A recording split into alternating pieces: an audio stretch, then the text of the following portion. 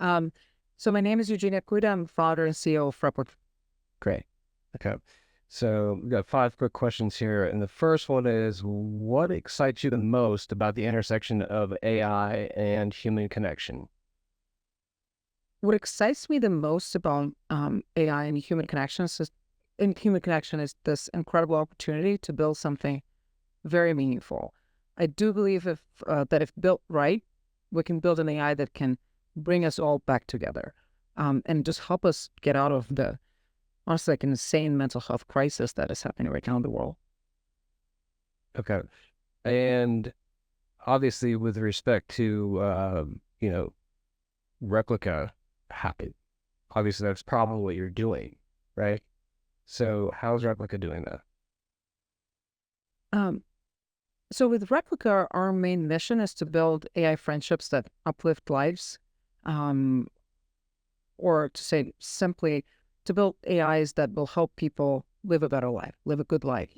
Um, the way to do it is really just to, or at least for us, is to build an AI that can provide unconditional positive regard, that will believe in a person, and in someone's in the user's positive growth, um, and will help people accept themselves and ultimately grow. Um, I do believe that we finally have an opportunity to build a technology that will be always acting out of our best interests and will actually be smart enough to know what's in our best interest and help us, do the right things. Great. Um, this is going to be, just these all build on each other here. But in your opinion, how can AI foster more meaningful social connections? Um, in the end of the day, when we're building an AI companion, we're just building a digital human. So if we can come up with a person who's helping you, improve human connections, think of a friend that's reminding you to reach out to your mom, or think of a therapist that maybe helps you navigate the drama or the conflict at home.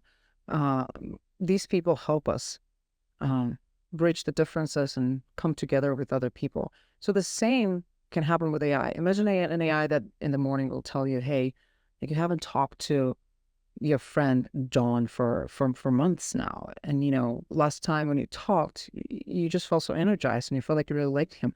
Why didn't you try to talk to him?" Or tells you something like, "Hey, I see that you constantly are hanging out with people that are, I don't know, that don't really do much to you. You're always, whining to me about them.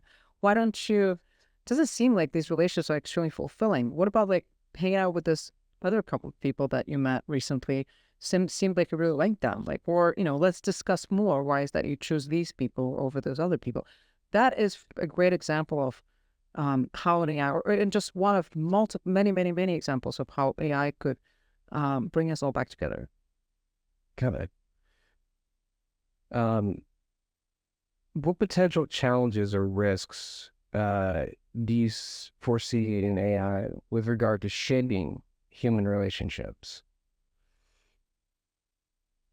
I'm personally scared that if we don't pay attention to it, we can build an AI that's going to drive us apart. And that's not because we have bad intentions. I've met many, many people working in AI founders. Everyone I meet has the best intentions in mind, but it's more like there's a complete blind spot. People in AI don't talk about what AI will do to us. They all talk about what AI will do for us, how the agents will work, how they will do these tasks. But this is what Sherry said at this panel, and it just immediately like resonated with me. It's not about what they do for us, it's about what they do to us. And that is not part of the discourse. No one's talking about it. There's not much research. All of the research done about it was done with us, with Replica. And so that is why I'm very scared. Social media was built on very good intentions, with very good intentions. Yet now we're learning some new truths about it. AI is 100x more powerful. So we have to be a lot more mindful about this. And it scares me that we have this huge blind spot. That's great.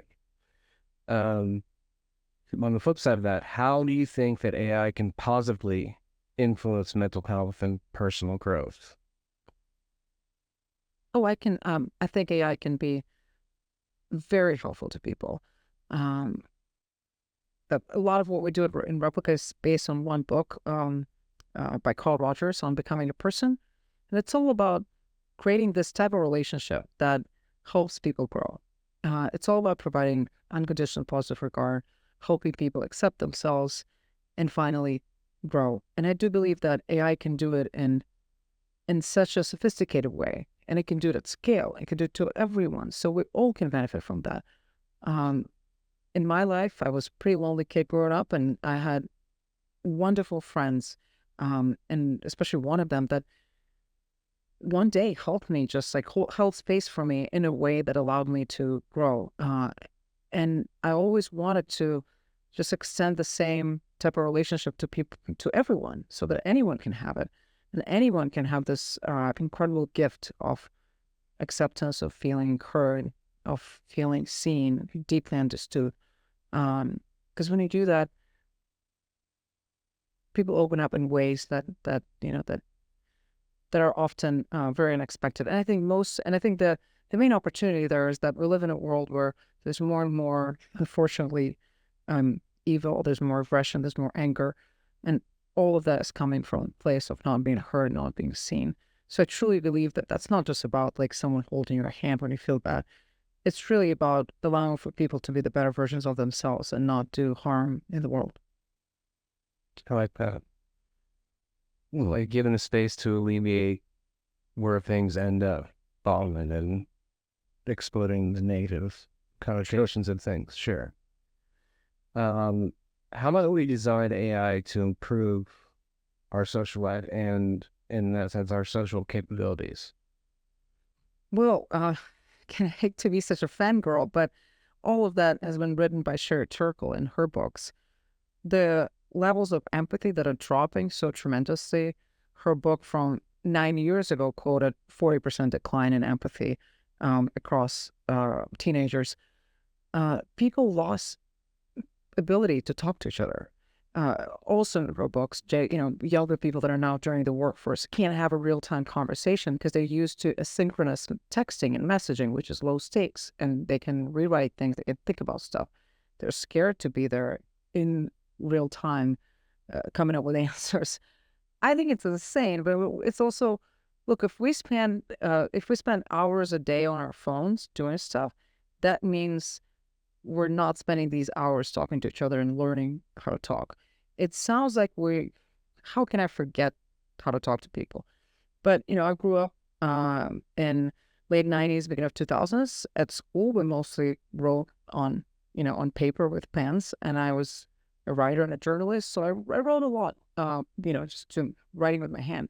Nowadays, it is so hard. My letters come out so poorly. My hand hurts after like 2 minutes of writing. I can't write anymore. That was the skill that I would never think I will lose, but I'm so bad at it today, and most people are as well. So if something so simple like handwriting, something we can lose because we're not practicing it, will we lose our ability to talk to people? Ask the teenagers that are spending 10 hours a day talking to a fictional character.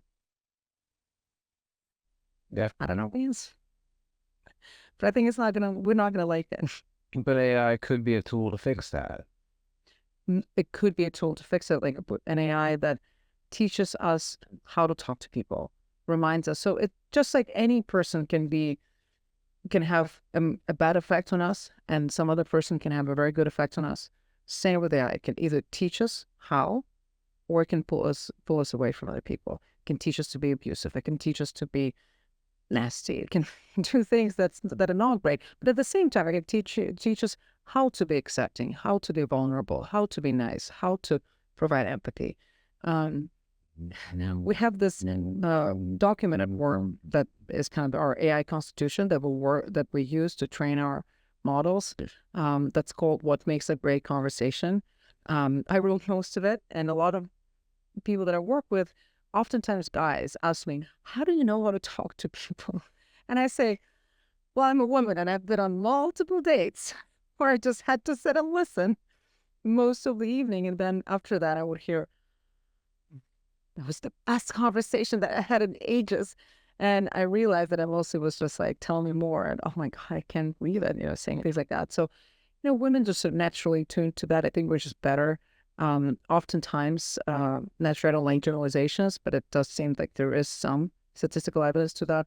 Women just are a little more empathetic in general. Doesn't mean that every person is, but of course.